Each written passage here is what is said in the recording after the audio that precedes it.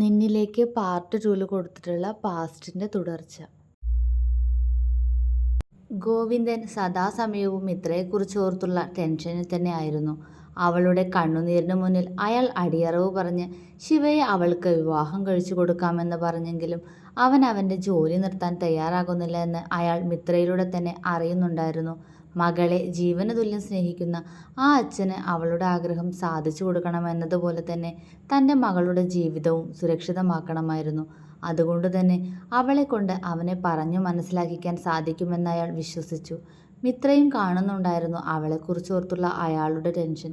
പക്ഷേ ശിവ അവൾ പറഞ്ഞത് അനുസരിക്കാത്തിടത്തോളം അവൾ ആ കാര്യത്തിൽ നിസ്സഹായയായിരുന്നു. പക്ഷേ പലപ്പോഴും ബിപിയുടെ ടാബ്ലറ്റ് കഴിക്കാൻ പോലും മറന്ന് ഓരോന്ന് ആലോചിച്ചിരിക്കുന്ന അച്ഛനെ കണ്ട് അവളിൽ ഭയം ഉടലെടുക്കാൻ തുടങ്ങിയിരുന്നു. അവൾ മരുന്നെടുത്ത് കൊടുക്കുമ്പോഴും തന്നെ മാത്രം ഉറ്റുനോക്കിയിരിക്കുന്ന അയാളെ കാണുമ്പോൾ അവളിൽ വേദന നിറയും. ഓഫീസിലെ കാര്യങ്ങളും ആകെ താളം തെറ്റാൻ തുടങ്ങിയത് അവൾ അച്ഛൻ്റെ സുഹൃത്തുക്കൾ വഴി അറിഞ്ഞിരുന്നു. എല്ലാം താൻ കാരണം. അവളിൽ സങ്കടം നിറഞ്ഞു. ശിവയും ഭദ്രയും തമ്മിൽ നല്ല അടുപ്പത്തിലായിരുന്നതുകൊണ്ട് തന്നെ ഗോവിന്ദൻ പറഞ്ഞതുകൊണ്ടാണ് മിത്ര അവനോട് അവൻ്റെ ജോലി നിർത്താൻ പറഞ്ഞതെന്ന കാര്യം അവൾ ഭദ്രയോട് പറഞ്ഞിരുന്നില്ല. അവളും മനസ്സുകൊണ്ട് ആഗ്രഹിച്ച കാര്യമായിരുന്നു അവൻ്റെ ആ ജോലി നിർത്തുക എന്നത്. എന്നാൽ ഭദ്രയിലൂടെ ശിവ അതറിഞ്ഞാൽ തൻ്റെ അച്ഛനോട് ശിവയ്ക്ക് അകൽച്ച തോന്നുമോ എന്നവൾ ചിന്തിച്ചു. ശിവ ഒരിക്കലും ആരെയും അനുസരിക്കാത്തവനാണ്. അവന് അവൻ്റേതായ തീരുമാനങ്ങളുണ്ട്. അങ്ങനെ ചെയ്യരുതെന്ന് പറഞ്ഞാൽ അത് തന്നെ ചെയ്തു നോക്കുന്ന പ്രകൃതം.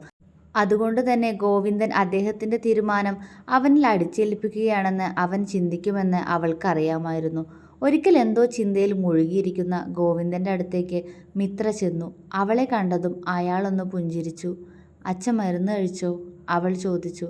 കഴിച്ചു, അയാൾ മറുപടിയും പറഞ്ഞു. അച്ഛൻ എന്താ എപ്പോഴും ഇങ്ങനെ ആലോചിച്ചുകൊണ്ടിരിക്കുന്നത്? അവൾ പതിഞ്ഞുപോയ ശബ്ദത്തിൽ അയാളോട് ചോദിച്ചു. അയാളൊന്ന് പുഞ്ചിരിച്ചു.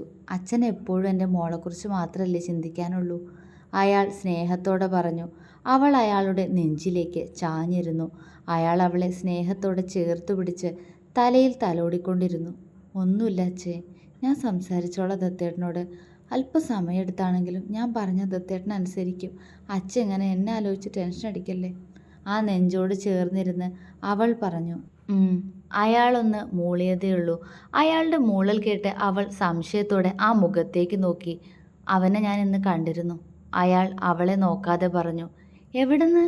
അവൾ സംശയത്തോടെ ചോദിച്ചു. വരുന്ന വഴി, നമ്മുടെ ഓഫീസ് കഴിഞ്ഞുള്ള റോഡില്ലേ, അവിടെ വെച്ച്. എന്നിട്ട്? അത് ചോദിക്കുമ്പോൾ അവളിൽ ആകാംക്ഷയായിരുന്നു. അയാൾ സങ്കടത്തോടെ അവളെ നോക്കി. അവൻ ഒരാളെ അടിക്കുകയായിരുന്നു. അവൻ മാത്രമല്ല, അവൻ്റെ കൂട്ടുകാരുണ്ടായിരുന്നു. അയാളെ കൊല്ലാനാക്കിയിട്ടുണ്ട്. അയാളുടെ വാക്കുകൾ അവളിൽ പകപ്പ് നിറച്ചു. അച്ഛേ, അവൾ വിഷമത്തോടെ അയാളെ വിളിച്ചു. അച്ഛന് പേടിയാവുന്നു മോളെ നിന്നെക്കുറിച്ച് ഓർത്ത്. അച്ഛന് നീ മാത്രമേ ഉള്ളൂ, അയാൾ നെഞ്ച് തടവിക്കൊണ്ട് പറഞ്ഞു. അവൾ ആ നെഞ്ചിലേക്ക് മുഖം ഒന്നുകൂടി പൂഴ്ത്തി വെച്ചു. ഞാൻ കാരണം എൻ്റെ അച്ഛൻ ഇങ്ങനെ നീറാൻ ഞാൻ സമ്മതിച്ചൂടാ. എനിക്ക് വേണ്ടി മാത്രം ജീവിച്ച മനുഷ്യനാണ്. ആ ആളെ ഞാൻ എങ്ങനെ വേദനിപ്പിക്കും? അവളുടെ മനസ്സിൽ ചോദ്യങ്ങൾ ഉയർന്നു. ഗോവിന്ദൻ്റെയും ശിവയുടെയും മുഖം അവളിൽ മാറി മാറി വന്നുകൊണ്ടിരുന്നു. അവളുടെ കണ്ണുകൾ നിറഞ്ഞു. പതിയെ അവൾ അവളുടെ കണ്ണുനീരിനെ തുടച്ചു മാറ്റിക്കൊണ്ട് അയാളുടെ മുഖത്തേക്ക് നോക്കി. എന്താടാ? അയാൾ വാത്സല്യത്തോടെ അവളോട് ചോദിച്ചു. അച്ഛൻ എന്നെക്കുറിച്ച് ഓർത്ത് വിഷമിക്കരുത്. നാളെ ഞാൻ ഒന്നുകൂടി ദത്തേട്ടനോട് സംസാരിച്ചു നോക്കാം. ഇനിയും ഞാൻ പറയുന്നത് ദത്തേട്ടൻ കേൾക്കാൻ കൂട്ടാക്കിയില്ലെങ്കിൽ. അത്രയും പറഞ്ഞപ്പോഴേക്കും അവളിൽ നിന്നും ഒരു തേങ്ങൽ പുറത്തു വന്നിരുന്നു. മോളെ, അയാൾ ആകുലതയോടെ അവളെ വിളിച്ചു. അവൾ അയാളെ നോക്കി ഒന്ന് ചിരിക്കാൻ ശ്രമിച്ചു. എൻ്റെ അച്ഛൻ ഇന്നോളം എന്നെ സങ്കടപ്പെടുത്തിയിട്ടില്ല. എൻ്റെ ഒരു ആഗ്രഹത്തെ എതിർത്തിട്ടുമില്ല. ഇപ്പോൾ പോലും അച്ഛൻ്റെ ജീവിതം നേരാകാൻ വേണ്ടിയാണ് ദത്തേട്ടൻ്റെ സ്വഭാവം മാറ്റാൻ ആഗ്രഹിക്കുന്നതെന്നും എനിക്കറിയാം.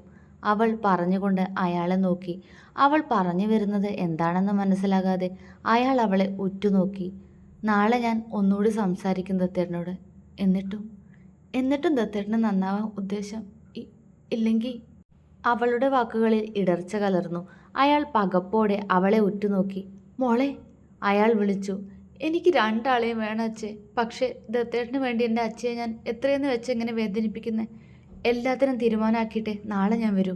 അവൾ പറഞ്ഞുകൊണ്ട് അയാൾക്ക് പറയാനുള്ളത് കേൾക്കാൻ നിൽക്കാതെ റൂമിൽ നിന്നും പുറത്തേക്ക് പോയി. ഗോവിന്ദൻ സങ്കടത്തോടെ ഹെഡ് ബോർഡിലേക്ക് ചാരിയിരുന്നു. പിറ്റേന്ന് കോളേജ് വിട്ടിറങ്ങി വരുമ്പോൾ പതിവ് പോലെ ശിവ അവളെ കാത്തു നിൽക്കുന്നുണ്ട്, ഒരു പുഞ്ചിരിയോടെ തന്നെ. പക്ഷെ അവളുടെ മുഖം ആ സമയം ഗൗരവത്തിലായിരുന്നു. വിച്ചുവും ഉണ്ടായിരുന്നു ശിവയുടെ അടുത്ത് തന്നെ. വിവാഹം കഴിഞ്ഞതുകൊണ്ട് തന്നെ വിച്ചു കോളേജ് വിടാൻ നേരാകുമ്പോഴേക്കും വർക്ക്ഷോപ്പിൽ നിന്നും പണി നിർത്തിവെച്ച് ഭദ്രയെ കൂട്ടിക്കൊണ്ടു പോകാൻ വരാറുണ്ട്. മിത്ര അടുത്തേക്ക് വന്നതും ശിവ ഒരു പുഞ്ചിരിയോടെ അവളുടെ കയ്യിൽ പിടിച്ചു. അവൾ അവൻ്റെ കൈകൾ തട്ടിമാറ്റി. ശിവ സംശയത്തോടെ അവളെ നോക്കി. എന്താ ശ്രീ, എന്താ നിന്റെ മുഖം വല്ലാതിരിക്കുന്നത്? എന്തെങ്കിലും പ്രശ്നമുണ്ടോ മോളെ? അവൻ സ്നേഹത്തോടെ അവളോട് ചോദിച്ചു. ദത്തേട്ടൻ എന്നോട് ശരിക്കും ഇഷ്ടമുണ്ടോ? അവൾ ചോദിച്ചു. അവൻ ദേഷ്യത്തോടെ അവളെ നോക്കി. അത് നിനക്കറിയില്ലേ, പിന്നെ എന്തിനാ എങ്ങനൊരു ചോദ്യം? അവൻ്റെ സ്വരത്തിൽ നിറഞ്ഞു നിന്നത് ദേഷ്യം തന്നെ ആയിരുന്നു. അവൾ അവനെ നോക്കി പുച്ഛിച്ചു. എന്നോട് ഇഷ്ടമുള്ളത് കൊണ്ടായിരിക്കും ഞാൻ പറഞ്ഞത് ദത്തേട്ടൻ അനുസരിക്കാത്തത് അല്ലേ? അവൾ ചുണ്ടുകോട്ടി. നീ പറഞ്ഞ എന്താടി ഞാൻ അനുസരിക്കാതെ ഇരുന്നിട്ടുള്ളത്? അവൻ കലിയോടെ അവളുടെ കയ്യിൽ അമർത്തി പിടിച്ചു. ദത്തേട്ടൻ എന്നെ തൊടരുത്, കൈയെടുക്ക്, അവൾ ദേഷ്യത്തോടെ പറഞ്ഞു. അവളുടെ ആ പുതിയ ഭാവത്തിൽ ശിവയും ഭദ്രയും വിച്ചുവും ഒരുപോലെ പകച്ചുപോയി. മിത്രേ, ഭദ്ര വിശ്വാസം വരാതെ അവളെ വിളിച്ചു. വിച്ചുവിൻ്റെ മുഖത്തും ഞെട്ടൽ തന്നെയാണ്. മിത്ര മിണ്ടിയില്ല. അവളുടെ നോട്ടം മുഴുവൻ ശിവയുടെ മുഖത്ത് മാത്രമായിരുന്നു. ശിവ ദേഷ്യത്തോടെ അവളെ അവനോട് ഒന്നുകൂടി ചേർത്ത് പിടിച്ചു. ഞാനല്ലാതെ വേറെ ആരാടി നിന്നെ തൊടുക? നീ എൻ്റെയാ, എനിക്ക് തോന്നുമ്പോൾ ഞാൻ നിന്നെ തൊടും. അവൻ്റെ മുഖം ദേഷ്യം കൊണ്ട് വലിഞ്ഞു മുറുകി. അങ്ങനെ ദത്തേട്ടന് തോന്നുമ്പോൾ എന്നെ തൊടാമെങ്കിൽ, തോന്നുമ്പോൾ എന്നെ ചേർത്ത് പിടിക്കാമെങ്കിൽ നിങ്ങളുടേതാണ് ഞാനെന്ന് ഉറപ്പുണ്ടെങ്കിൽ ഞാൻ പറഞ്ഞത് എന്താ നിങ്ങൾ കേൾക്കാത്തത്? നിങ്ങളെക്കുറിച്ച് ആലോചിച്ച് ടെൻഷൻ അടിച്ചാണ് എൻ്റെ ഓരോ നാളുകളും ഇപ്പോൾ കടന്നു പോകുന്നത്. അവൾ കിതച്ചുകൊണ്ട് അവനോട് ശബ്ദമുയർത്തി. അവൾ എന്താണ് പറഞ്ഞു വരുന്നതെന്ന് അവന് മനസ്സിലായി. അവരവളെ തുറച്ചു നോക്കി. ശ്രീ, ഈ സംസാരം ഇവിടെ വെച്ച് നിർത്തിക്കോ. ഇത് നിനക്ക് നല്ലതിനാവില്ല. അങ്ങനെ നിന്റെ വാക്കും കേട്ട് പെട്ടെന്ന് എനിക്ക് ഈ തൊഴിൽ നിർത്താൻ പറ്റില്ല. ഒരുപാട് കമ്മിറ്റ്മെൻറ്റ്സ് ഉണ്ട് ചിലരോടല്ല എനിക്ക്. അവനും ദേഷ്യത്തിൽ തന്നെയായിരുന്നു അത് പറഞ്ഞത്. ആരോടാ നിങ്ങൾക്ക് ഇത്ര കമ്മിറ്റ്മെൻറ്റ്സ്? നിർത്ത് ദത്തേട്ടയെല്ലാം, നിർത്ത്, മതി, ഞാൻ പറയുന്നത് കേക്ക്. ആദ്യം ദേഷ്യത്തോടെയും അവസാനം കരഞ്ഞുകൊണ്ടും അവൾ പറഞ്ഞു. ശിവ ചുറ്റും നോക്കി. എല്ലാവരും തങ്ങളെ തന്നെയാണ് നോക്കുന്നത്. ശ്രീ, നീ വീട്ടിൽ പോ, ഞാൻ വിളിക്കാം നിന്നെ, അവൻ സമാധാനത്തിൽ അവളോട് പറയാൻ ശ്രമിച്ചു.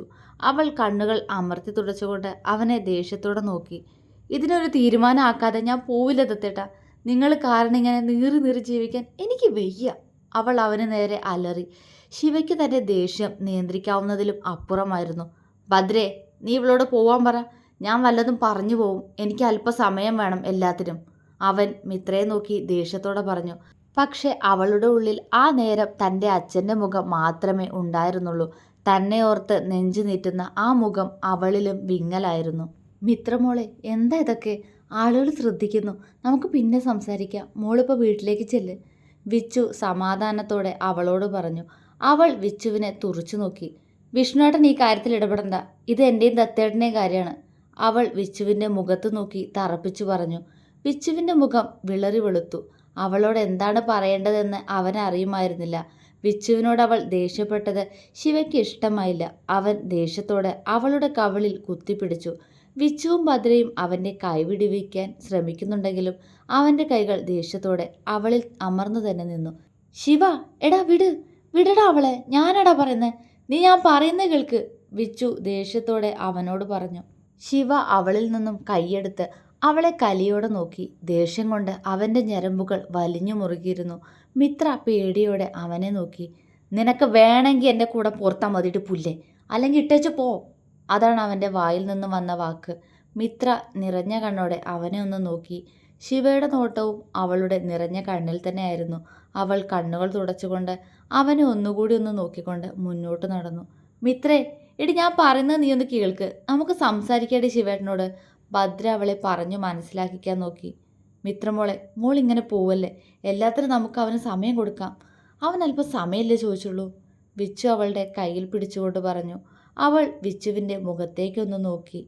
എനിക്കെൻ്റെ അച്ഛൻ മാത്രമേ ഉള്ളൂ വിഷ്ണുവേട്ടാ. ഒരാളെ ഞാൻ സ്നേഹിച്ചെന്നൊരു കാരണം കൊണ്ട് ആ മനസ്സ് വേദനിപ്പിക്കാൻ എനിക്ക് കഴിയില്ല. ഇത്രയും കാലം ഞാൻ ദത്തേട്ടന് സമയം കൊടുത്തില്ലേ, ഇനിയും വേണം വിഷ്ണുവേട്ടാ. അവളുടെ ശബ്ദം ഇടറിയിരുന്നു. അവളോട് എന്തു മറുപടി പറയുമെന്നറിയാതെ വിച്ചു അവളെ സങ്കടത്തോടെ നോക്കി. അവൻ്റെ കയ്യിൽ നിന്നും തൻ്റെ കൈകളെ വേർപെടുത്തി വീണ്ടും ആരെയും നോക്കാൻ കഴിയില്ല എന്ന പോലെ അവൾ മുന്നോട്ട് നടന്നു. ശിവയ്ക്ക് ദേഷ്യവും സങ്കടവും ഒരുപോലെ വരുന്നുണ്ടായിരുന്നു.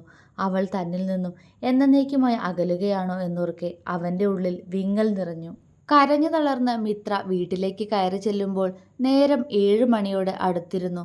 മുന്നിലെ വാതിൽ തുറന്നിട്ട് കിടക്കുന്നത് കണ്ട് അവൾ സംശയത്തോടെ അകത്തേക്ക് കയറി. അവിടെ ചെന്നപ്പോൾ ഹാളിലെ സെറ്റിയിലിരുന്ന് കരയുന്ന ഗോവിന്ദൻ്റെ അനിയത്തി ഗോപികയാണ് മിത്ര കണ്ടത്. അമ്മായി, എന്തിനാ കരയുന്നേ? അച്ഛ എവിടെ? അമ്മായി എപ്പോ വന്നു? അവൾ ഓരോന്ന് ചോദിച്ചുകൊണ്ടിരുന്നു. കണ്ണുകൾ ചുറ്റും അവളുടെ അച്ഛനെ തിരഞ്ഞു. അനിയന്ത്രിതമായി മിടിക്കുന്ന തൻ്റെ ഹൃദയമിടിപ്പ് അരുതാത്തതെന്തോ കേൾക്കാൻ പോകുന്നതായി അവൾക്ക് മുന്നറിയിപ്പ് നൽകി. ഗോപിക കണ്ണുകൾ തുടച്ച് അവളുടെ മുഖത്തേക്ക് നോക്കി. എന്താ അമ്മായി? അവൾ പേടിയോടെ ചോദിച്ചു. മോളെ, ഏട്ടൻ ഹോസ്പിറ്റലില്ല.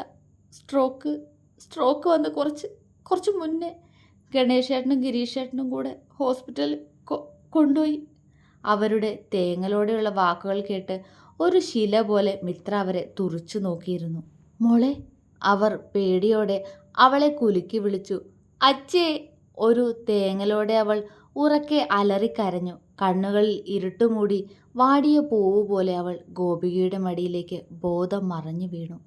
അന്ന് രാത്രിയിൽ എതിർഭാഗത്തുള്ള ഗുണ്ടകൾ തമ്മിലുള്ള വാക്കു തർക്കത്തിനൊടുവിൽ അവരിൽ ഒരാൾ ശിവയെ കുത്തി വീഴ്ത്തി.